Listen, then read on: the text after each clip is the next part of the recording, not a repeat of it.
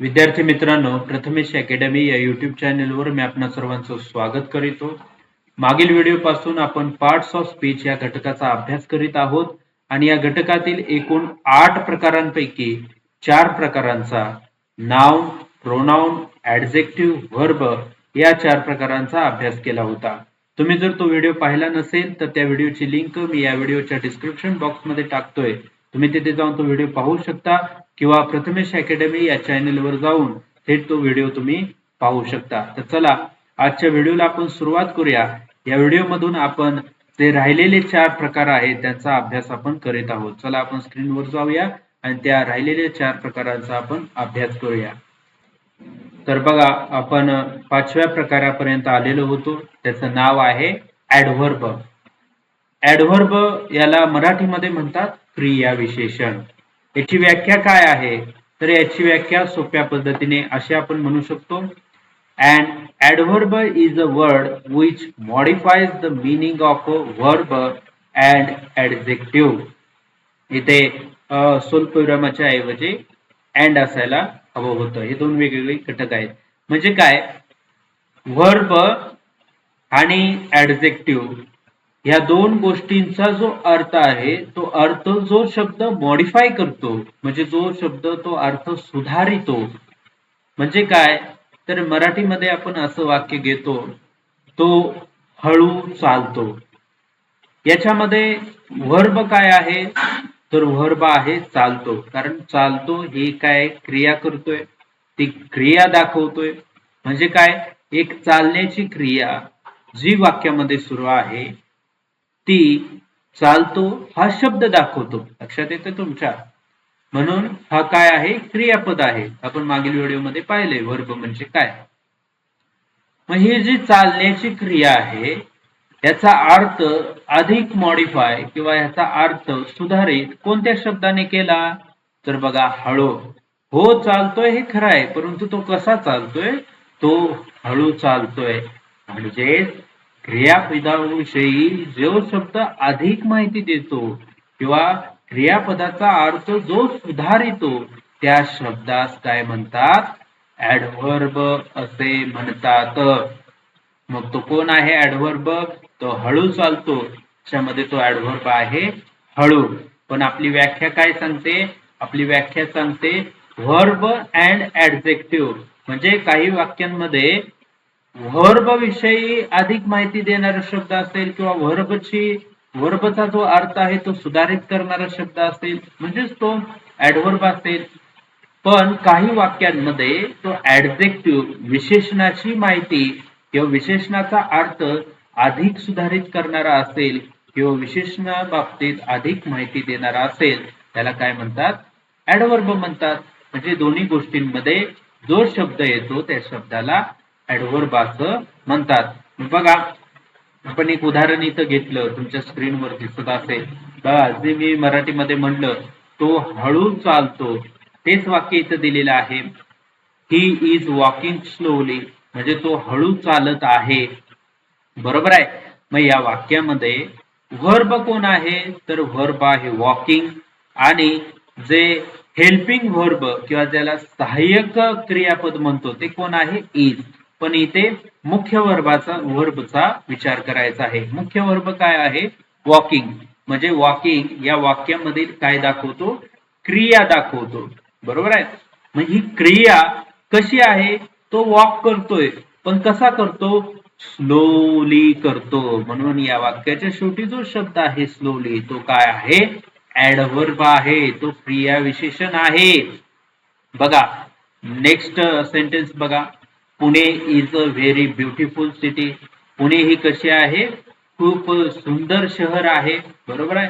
मग याच्यामध्ये व्हर्ब कोण आहे तर ह्याच्यामध्ये इज हा व्हर्ब आहे, परंतु व्हर्ब विषयी माहिती कोणत्या शब्दाने दिली का, नाही। मग याच्यामध्ये दुसरा शब्द कोण आहे तर ब्युटिफुल आहे। ब्युटिफुल काय आहे, ॲडजेक्टिव्ह आहे, विशेषण आहे, बरोबर आहे ना, त्याने विशेष माहिती दिलेली आहे। मग या विशेषणाविषयी कोणत्या शब्दाने अर्थ सुधारित केला किंवा कोणता शब्द या विशेषणाची अधिक माहिती आपणास देतो तर व्हेरी। ब्युटिफुल आहे, सुंदर आहे, पण तो किती आहे, कसा आहे? व्हेरी आहे, तो खूप सुंदर आहे. बघा, Pune is a very beautiful city, म्हणजे ब्युटिफुल या विशेषणाची अधिक माहिती व्हेरी या शब्दाने दिली, म्हणून या वाक्यामध्ये व्हेरी हा ऍडव्हर्ब आहे. म्हणून बघा, मी दोन उदाहरणे तुमच्या समोर ठेवली. पहिल्या उदाहरणामध्ये क्रियापदाविषयी आपण ऍडव्हर्ब पाहिलं आणि दुसऱ्या उदाहरणामध्ये ब्युटिफुल विषयी ऍडव्हर्ब आपण पाहिलेला आहे. आपण पुढच्या प्रकाराकडे जातोय. पुढचा प्रकार आहे प्रिपोजिशन. प्रिपोजिशनला मराठीमध्ये काय म्हणतात? तर प्रिपोजिशनला मराठीमध्ये म्हणतात शब्दयोगी अव्यय. काय म्हणतात? शब्दयोगी अव्यय. मग याची व्याख्या काय आहे? तर बघा, अ प्रिपोजिशन इज अ वर्ड और group of word that is used with a noun, pronoun or noun phrase to show direction, location, time or to introduce an object. लक्षात आलं तुमच्या? काय म्हटलेलं आहे? प्रिपोजिशन असा एक शब्द आहे, इज अ वर्ड और ग्रुप ऑफ वर्ड, म्हणजे काय? तो केवळ एक शब्द असू शकत नाही, तर तो काय असू शकतो? ग्रुप ऑफ वर्ड, म्हणजे शब्दांचा समूह सुद्धा असू शकतो. म्हणजे एखादं फ्रेज सारखं छोटस वाक्य सुद्धा ते असू शकतं.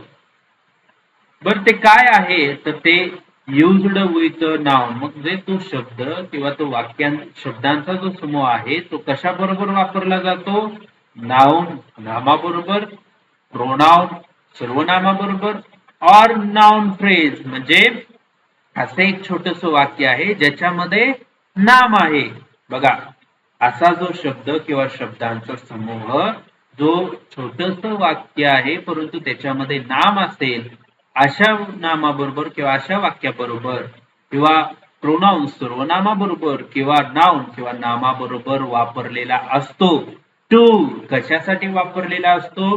टू शो डायरेक्शन, टू दिशा दाखवण्यासाठी, लोकेशन ठिकाण दाखवण्यासाठी, टाइम वेळ दाखवण्यासाठी, और किंवा टू इंट्रोड्यूस अन ऑब्जेक्ट, म्हणजे एखाद्या वस्तूची ओळख करून देण्यासाठी तो शब्द वापरला जातो. थोडक्यात आम्ही आणखीन समजावून सांगतो. असा जो शब्द किंवा अशा ज्या शब्दांचा समूह जो नामाबरोबर, सर्वनामाबरोबर किंवा असं जे छोटं वाक्य आहे की ज्याच्यामध्ये नाम असेल, याच्या बरोबर तो वापरलेला असतो. दिशा दाखवण्यासाठी, ठिकाण दाखवण्यासाठी, वेळ किंवा एखाद्या घटकाचं ओळख करून देण्यासाठी वापरलेला असतो. त्या शब्दास प्रिपोजिशन किंवा मराठीमध्ये शब्दयोगी अव्यय असं म्हणतात. लक्षात आलं तुमच्या? ते अधिक समजण्यासाठी आपण एक उदाहरण घेऊया. बघा, इथे पण दोन उदाहरणे मी घेतली. काय आहे पहिलं उदाहरण? We are talking about this book. We are talking about this book. त्याच्यामध्ये जर दोन भाग केले, वी आर टॉकिंग आणि दुसरा भाग केला दिस बुक. दिस बुक मध्ये काय आहे? बुक हे नाउन आहे, बरोबर आहे? बुक हे नाउन आहे. मग दिस बुक म्हणजे या नाउन फ्रेज बरोबर कोणता शब्द आलाय? अबाउट हा शब्द आलेला आहे. कशासाठी आलेला आहे? तर त्याची काय करण्यासाठी एक ऑब्जेक्ट आहे त्याला इंट्रोड्यूस करण्यासाठी हा शब्द आलेला आहे. आम्ही बोलतोय, वी आर टॉकिंग, आम्ही बोलतोय, पण कशाविषयी बोलतोय? या पुस्तकाविषयी. या म्हणजे हे पुस्तक आहे. हे पुस्तक किंवा हा जो ऑब्जेक्ट आहे तो इंट्रोड्यूस करण्यासाठी आम्ही कोणता शब्द वापरला? अबाउट हा शब्द वापरला.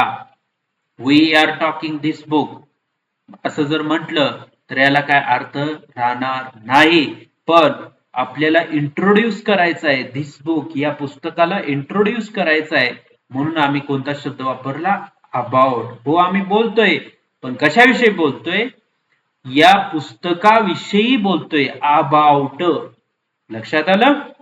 We are talking about this book म्हणजे या नाउन फ्रेज बरोबर अबाउट हा नाम आला. बघा, व्याख्येनुसार आपण जातोय. दिस बुक या नाउन फ्रेज बरोबर काय आला? अबाउट हा शब्द आला आणि या शब्दाने काय केलं? इंट्रोड्यूस केलं, एक ऑब्जेक्ट आपणास इंट्रोड्यूस केलेला आहे. बरोबर आहे. म्हणून आपण अबाउट हा शब्द प्रिपोजिशन म्हणून घेतोय. काय घेतोय? प्रिपोजिशन म्हणून हा शब्द घेतोय. लक्षात तुमच्या. पुढचं वाक्य बघा. There is a book on the table. ते पुस्तक आहे. बघा याचे पण दोन भाग करा. देअर इज अ बुक, ते पुस्तक आहे. आणि दुसरा भाग द टेबल, काय आहे? On the table. मग टेबलच्या आधी आर्टिकल वापरले, पण मुख्य नाउन कोण आहे? टेबल आहे. मग या टेबलच्या आधी किंवा टेबल सोबत कोणता शब्द आलेला आहे? ऑन आलेला आहे. ऑन म्हणजे काय? च्या वरती. There is a book on the table, हे जे वाक्य आहे हे आपण ऑन हे गाळून म्हटलं there is a book the table, तर याला काय अर्थ राहतोय का? नाही. पण व्याख्येनुसार द टेबल या नाउन सोबत ऑन हा शब्द आला. बरोबर. आणि ऑन हा शब्द येऊन त्याने काय केलं? आपणास डायरेक्शन दिली. हो ना. Show direction. काय डायरेक्शन दिली? तो टेबलाच्या वरती आहे. समजलं? असा जो शब्द वाक्यामध्ये येतो जो की डायरेक्शन, लोकेशन, वेळ आणि कोणत्याही वस्तूस इंट्रोड्यूस करतो, तो शब्द नामाबरोबर जर आलेला असेल तर त्या शब्दास प्रिपोजिशन म्हणतात. या वाक्यानुसार लक्षात घ्या. There is a book on the table, याच्यामध्ये ऑन हा प्रिपोजिशन आहे. त्याने दिशा दाखवली. काय दिशा दाखवली? तो वरती आहे. आणि तो कोणत्या नामाबरोबर आला? द टेबल या नामाबरोबर आला. आणि त्याने त्या पुस्तकाची दिशा आपणास दाखवली की ते टेबलाच्या वरती आहे. म्हणून ऑन हा शब्द प्रिपोजिशन आहे. तुम्ही वैयक्तिक वाचन करताना, पुस्तके वाचताना अशी वाक्य बाजूला काढा ज्याच्यामध्ये प्रिपोजिशन वापरलेलं आहे. ते प्रिपोजिशन कोठे आहे म्हणजे तुमच्या लक्षात येईल की कोणकोणती वाक्य अशी आहेत की ज्याच्यामध्ये प्रिपोजिशनचा उपयोग केलेला आहे आणि प्रिपोजिशन हे अधिक चांगल्या पद्धतीने तुम्हाला समजून जाईल. तर चला आपण पुढच्या प्रकाराकडे जातोय. पुढचा प्रकार आहे कंजक्शन. कंजक्शन म्हणजे काय? उभयान्वयी अव्यय, त्याला मराठीमध्ये म्हणतात उभयान्वयी अव्यय. मग याची व्याख्या काय आहे? बघा. Conjunction is a word used to connect words, phrases, clauses or sentences. बघा अतिशय सोपा भाग म्हणजे काय आहे? कंजक्शन. तो लगेच ओळखता येतो. कसं? बघा असा जो शब्द conjunction is a word used to connect म्हणजे तो जोडण्यासाठी वापरला जातो. काय जोडतो तो? वर्ड्स, शब्द जोडतो. फ्रेजेस, छोटीशी जी वाक्य असतात त्या वाक्यांना तो जोडतो. क्लॉजेस ऑर सेंटेन्सेस म्हणजे जे विविध वाक्य असतात, दोन वाक्य असतात, त्या दोन वाक्यांना एकत्र जोडून एक वाक्य तयार करतो किंवा दोन वाक्यांना एकत्र जोडण्याचं जो काम करतो त्या शब्दास काय म्हणतात? कंजक्शन असं म्हणतात. मग तो फक्त दोन वाक्यांना नाही तर तो दोन शब्दांना देखील जोडतो, दोन फ्रेजेसला देखील जोडतो. अतिशय सोपं आहे. बघा मी उदाहरण देतोय. उदाहरण बघा. अँड आहे, बोथ आहे, as well as, for, or, but, etcetera इत्यादी मी म्हटलेलं आहे. म्हणजे एवढीच उदाहरणे नाहीत, अधिक भरपूर उदाहरणे आहेत, पण त्यापैकी मी थोडीशीच इथे स्क्रीनवर दिलीत. And, both, as well as, for, or, but, etcetera. मग बघा हे वाक्यामध्ये कसे आलेले आहेत? एक वाक्य बघा. Kavita is crying because she fell down. बघा या वाक्यामध्ये दोन वाक्य होती. परत आपण दोन भाग करूया समजण्यासाठी. कविता इज क्राईंग हा एक भाग आहे. शी फेल डाऊन हा एक दुसरा भाग आहे. म्हणजे हे दोन भाग होते किंवा हे दोन वाक्य होते. याला जोडलं कोणी? याला बिकॉज या शब्दाने जोडलं. म्हणून बिकॉज काय झालं? कंजक्शन झालं. लक्षात आलं? उभयान्वयी अव्यय कंजक्शन कोण झाला? बिकॉज झाला. बघा सेकंड सेंटेन्स दुसऱ्या वाक्यामध्ये बघा. I like mangoes and bananas. मला आंबे आणि केळी आवडतात. होय की नाही? मग याच्यामध्ये दोन वर्ड जोडलेत बघा, मँगोज आणि बनानास हे दोन शब्द आहेत, त्यांना जोडलं कोणी, अँड ह्या शब्दाने, अँड ह्या वर्डने जोडलं, म्हणून अँड काय झाला, कंजक्शन झाला. लक्षात आलं किती सोपं आहे बघा. तुमच्या लगेच लक्षात येईल, दोन वाक्ये जिथे जोडलेली आहेत, ज्या शब्दाने जोडले त्या शब्दास कंजक्शन म्हणतात. दोन शब्द ज्या शब्दाने जोडला त्या जोडणाऱ्या शब्दास देखील कंजक्शन म्हणतात. पहिल्या वाक्यामध्ये दोन वाक्ये बिकॉज या शब्दाने जोडली, दुसऱ्या वाक्यामध्ये दोन शब्द मँगोज आणि बनानाज हे अँड ह्या शब्दाने जोडले. समजलं तुम्हाला कंजक्शन. पुढच्या आणि शेवटच्या प्रकाराकडे आपण जातोय, त्याचं नाव आहे इंटरजेक्शन. इंटरजेक्शन म्हणजे काय, इंटरजेक्शन म्हणजे मराठीमध्ये त्याला म्हणतात केवल प्रयोगी अव्यय. मग केवल प्रयोगी अव्ययाची व्याख्या काय आहे, तर बघा, an interjection is a word which expresses some strong feelings or emotions. म्हणजे काय, ज्या अतिशय खोलवरच्या ज्या भावना आहेत किंवा जे भाव आहेत, ते भाव जो शब्द दाखवतो किंवा जो शब्द एक्सप्रेस करतो त्या शब्दास इंटरजेक्शन असं म्हणतात. मग कसं बघा, अचानकच काहीतरी घटना घडते आणि त्या घटनेमध्ये आश्चर्यकारकरित्या जो शब्द आपल्या मुखातून बाहेर येतो किंवा त्याच्या आश्चर्याने अचानकच जो शब्द आपल्या मुखातून फुटतो त्या शब्दास इंटरजेक्शन असं म्हणतात. मग कसं आहे बघा, मी चालता चालता मला पायात काटा टोचला तर काय होतं, अयो आपण ओरडतो ना जोरात, अरे असं करतो बघा ना. म्हणजे हे काय आहेत, हे एक इंटरजेक्शन जे शब्द आहेत त्या शब्दाच्या त्या भावना आहेत, त्या भावनातून तो शब्द आलेला आहे, म्हणून त्याला काय म्हणतात, इंटरजेक्शन असं म्हणतात. काहीतरी घडल्यावर आपण काय म्हणतो, अरे देवा, काय म्हणतो, अरे देवा म्हणतो. म्हणजे काय, याच्यातील अरे हा जो शब्द आहे हो काय आला, आश्चर्यकारक भावनातून आला. आपल्यामध्ये जे आश्चर्यकारक ज्या भावना आल्या काहीतरी वेगळं पाहिल्यानंतर, त्या भावनांच्या मुळे तो शब्द आला, त्या शब्दाला काय म्हणतात, इंटरजेक्शन म्हणतात. मग इंग्रजीमध्ये कसं बघा, इंग्रजीमध्ये मी एक वाक्य घेतलं बघा, ओ माय गॉड. काय घेतलं, ओ माय गॉड. म्हणजे काहीतरी घडल्यानंतर आम्ही काय म्हणतो, ओ माय गॉड, अरेच्या माझ्या देवा, अरे माझ्या देवा असं म्हणतो ना. तर त्यातील ओ बघा, इथे जो पहिला दिलेला आहे ओ एच हा जो शब्द आहे तो इंटरजेक्शन आहे. Second, wow what a beautiful view. आपल्याला एखादं चांगलं ठिकाण किंवा चांगलं दृश्य दिसलं तर आम्ही काय म्हणतो, वाव म्हणतात. अचानक किंवा आश्चर्यकारक भावातून आलेला शब्द वाव म्हणजे तो काय आहे, इंटरजेक्शन आहे.